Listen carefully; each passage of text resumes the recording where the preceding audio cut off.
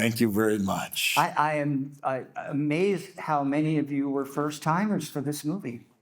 That's great. That's great. And everybody loved it, right? Yeah.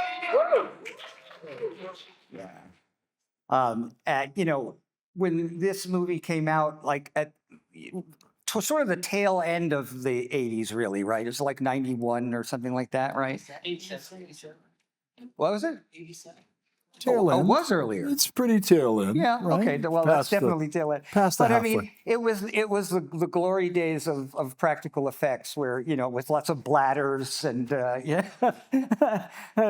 retractable hands and all that kind of stuff. Do you know what those are? I can fill you in. Retractable hands? Yes, I do know what those are. They punch in hairs like One individually. at a time, I I don't one at a understand. time. Yeah, Yeah. it's true.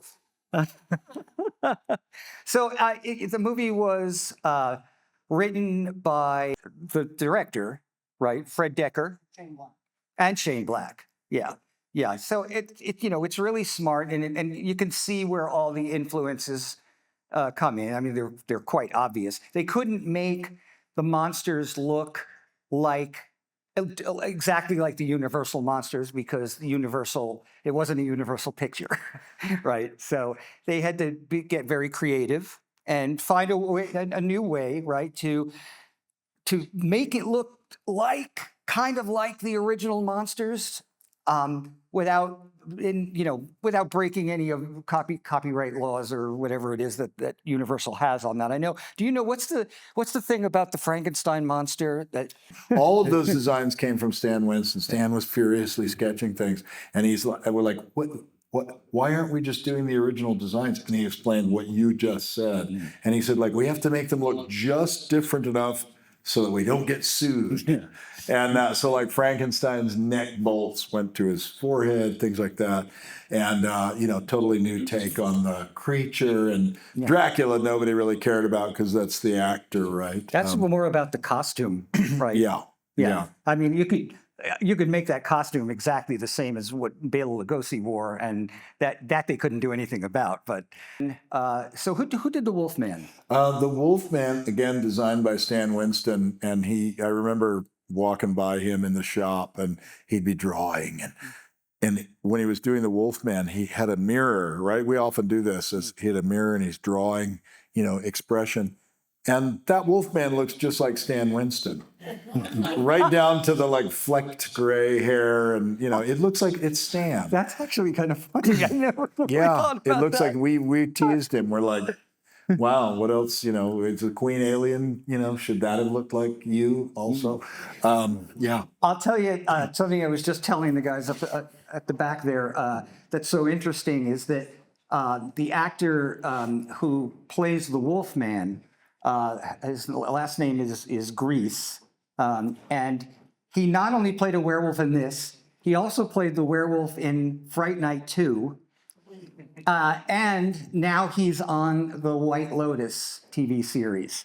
So I just love to just see him turn into a werewolf on the White Lotus. I think that would bring a whole new level to that show. I would actually wake up at that moment, because the White Lotus puts me to sleep. It's so serene. It's like, oh, look at the beautiful Zen. Oh, yeah. Yeah.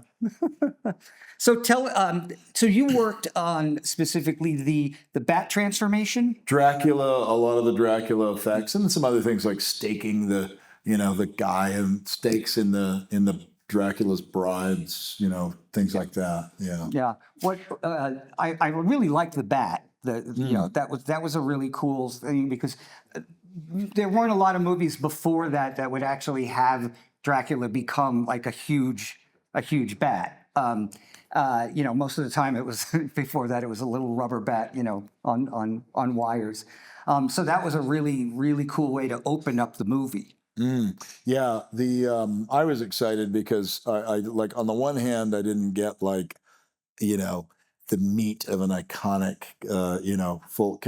But I thought, well, this is a great opportunity to do transformation stuff, and that was big in the '80s, as you mentioned, bladders and things like that. And so I really wanted to just do it's more creaturey, right? So when he crashes through the sporting goods window, and he's on the ground. That was a super fun thing to do. It was post American Werewolf that had a lot of body blends, and you're lying on a slant board through the floor and all that stuff. And I had done the Bishop effect on Aliens, where he split in half, and we had Lance coming up through the slant board. So I was kind of confident and familiar with all that stuff. And but you mentioned Fright Night. Fright Night had a sort of diseased asymmetrical look, and I wanted to take that a little further because the American Werewolf stuff was very symmetrical and beautiful and anatomical and all that, and I wanted something a little messier and creepier. And even though we didn't really have the budget to make the body stretch in that shot, it's a reveal. So I thought, well, maybe we can use a kind of a stubby little wing, that opens up, and that is the wipe to reveal Dracula. And Duncan Regehr was so good. He was so committed, because he had to come in. I mean, it took us 5 hours to set that up just with him, because he has a facial makeup on that Stan and I created and Stan and I applied, which was a really nice thing to do with your mentor, and then you got to put the guy in there, and it's a very involved process. And then he had his little dwarf legs. So we had puppeteers under the stage with little weird legs, and it was a great learning experience for me. And that was what I loved about working with Stan Winston, was that if he believed in you, he would allow you to run with the ball, and he would be like, "Knock it out of the park, kid," and you'd be like, "Ah, thank you." Did Duncan have any kind of a prosthetic on him, or was it straight makeup? In that moment, he did. He had for the transformation. For the transformation, right? Okay. But in his general look, it was just handsome Duncan Regehr. Right. Yeah. The mummy character was. I mean, I could see how that would have been a challenge, for the effects team, because that mummy looks so emaciated. Really looks just like bones with with gauze wrapped around, or whatever it would be called. Who was in that suit? That was Michael. Michael, yeah, Michael. Thought I recognized him. But what was cool about that was that we could say to Fred Dekker, we really want, casting is so important for a character like that. If you just get if you just put, a relative in it, it's not going to work. So they put out the call and they found Michael. I'll remember it later. And he was about, I don't know, I think he was only about 5'5" and 100 pounds, and a really game guy, and a really he'd throw himself into the role. And Shane Mahan sculpted it and executed that. Shane was, one of my brothers in arms at Stan Winston. And Shane currently runs Legacy Effects, and Legacy does they do, all the Marvel movies, and they worked on Romulus. I got to work with him again. Haven't worked with Shane since the Stan Winston days, but very, very talented. Shane also did the makeup on Haggis the Witch in Pumpkinhead. Do you guys know Pumpkinhead?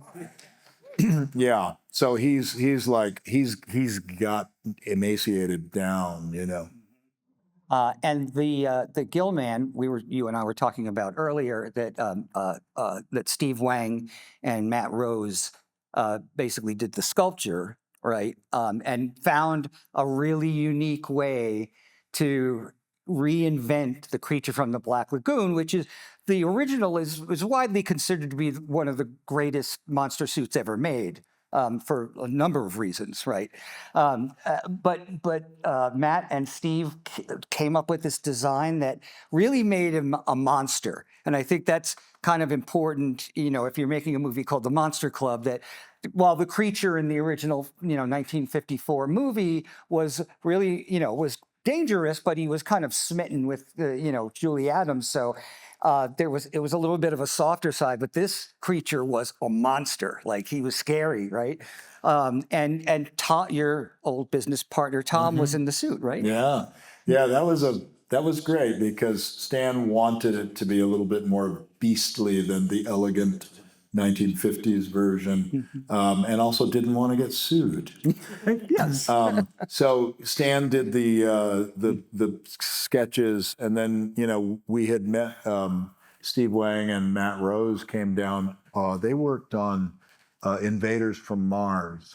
So I can remember when those guys showed up. I don't know if you know Matt Rose and Steve Wang, but they kind of became they were like a legendary duo of amateurs who would won a big Fangoria film contest of like the Ghoul Brothers or something like that. It was I don't even know what it was, but they showed up at our door and at Stan Winston's, and I'm like, I let them in, and they're like, we just want to show you our portfolio, and I'm like, okay, come in. And I look at it and I'm like, oh my God, Stan, you got to see these guys. These guys are super talented. And Stan looks at them and goes, get him in here. So we worked on Invaders from Mars, and then he gave them the opportunity to execute his design of the Guild Man. And then based on the success of that suit, which Tom Woodruff Jr. played the character, Stan after that said, okay, we got this movie called The Predator. I want these two guys to do the art direction, the sculpture and art direction. And so you can kind of see it. If you look at that thing, you can see, yeah, the amphibian thing, the body dynamics and all that. And as they worked, Matt would sculpt the head and Steve would sculpt the body, and Steve did most of the paint work on it as well. Yeah, it's a really just beautiful design. I was telling Alec a few minutes ago that I had a resin garage kit of the creature from Monster Squad that was actually sculpted by Steve Wang. So the guy who actually did the real one also made the model kit that I had for quite a long time, actually. One of the things that's so great about this movie is for someone like me and a lot of other classic horror lovers is that it's in a way, it's probably the closest to Abbott and Costello Meet Frankenstein that there is, and you guys have heard me before talk about how I wouldn't even be in the movie business if it wasn't for Abbott and Costello Meet Frankenstein, because it inspired me so greatly that I had to work in this industry in some capacity. Turns out several capacities, but it's what inspired me. And so when I remember when I saw this movie, it was just like, Fred Dekker and I are probably the same person.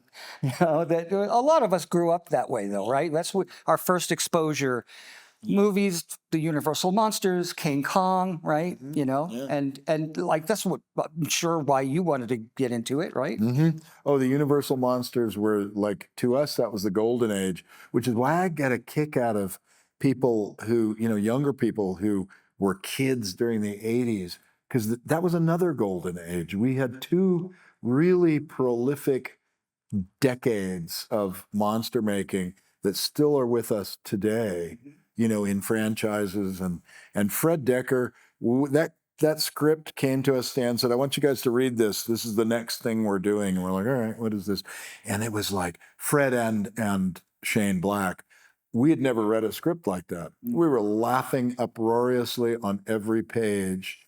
And I think it translated beautifully to the screen. And I always think that this movie is kind of a template for kind of like, it gives me the feeling of like some animated films, like Monster House and Paranorman, yeah. and things like that. And I think without this as the foundation, I don't know that those things would be what they are. Yeah. And I think that, even though I was much older when this movie came out, and already working in the business, I couldn't help but get that feeling that if I saw this movie when I was a kid, I would have wanted to be one of those kids so badly. I mean, we grew up pretending to fight monsters anyway, right? Yeah. We didn't have the resources that the kids have now, but it just the love just pours out of this movie. And it's one of the reasons I think so many horror fans appreciate it and love it. I just want to know the process of blowing up the werewolf. And why was Dracula obsessed with dynamite? Yeah, that's one of my favorite things is like, if you didn't think Dracula was badass enough, wait till you see Dracula with dynamite. I know, it's so over the top and hilarious. Like, vampires, he can't just psychically blow shit up. He's got to like light the fuse. Yeah, the werewolf was fun. John Rosengrant, who was one of the Stan's main guys along with me, and Tom and Shane and Rick Lazzarini, I think. Was Rick on that one? But it was a dummy, it was like there was a dummy that is classic 80s style, you pack it with like blood bags and guts and all that, and some crusty old special effects man like Roger George or somebody like that, they always come on the set and you're looking at him from over this way and you're like, oh, look at that guy. That guy blew up, ships in, a bogey movie or something. And then he turns and looks at you and half of his face is burned. And he's like, you guys should clear away. And you're like, yes, sir. Oh, man. But then all the little pieces and all that kind of stuff. It's funny when I look at the hand, the hand. Luckily, it was just sort of twitching because I think that's all the movement we could get out of it for whatever reason. Servos just weren't as powerful back then, and the hand and the foot were built over top of remote control cars, so you could just drive them around. It's interesting too that that Fred decided to add to the mythology of werewolves by having this new element whereby werewolves can regenerate after they're blown up. Well, they needed that for the story. It's like, we're not done with the werewolf. No. Aaron? I love this movie so much. This is my childhood incarnate. Like, I have so many great memories watching this growing up. I have another question about how the werewolf effect. So the part when it's only twice. I paid attention this time. When he's been blown up the kind of upper half for just a moment, he's got one arm. Is that all prosthetic? Oh, you mean when he looks up, he's lying on the ground and he looks up? Yeah, I was just looking at that going, I'm struggling to remember. I think it was mechanical. I don't think it was the guy I don't think it was Bishop style, because you sort of see behind his back, and I would have been involved with it because I was kind of like the slant board guy at that moment in history. But I think it was a mechanical, unless it was, no, because they didn't do a raised set for the alleyway. You would have to like be underneath it, puppeteering it. And there was no digital removal of anything back then. Looks really good. It did look good, didn't it? Yeah. Guys, I think that should wrap it up. Let's Okay. hear it for both. Thank you. Thank you. Thank you, Alec.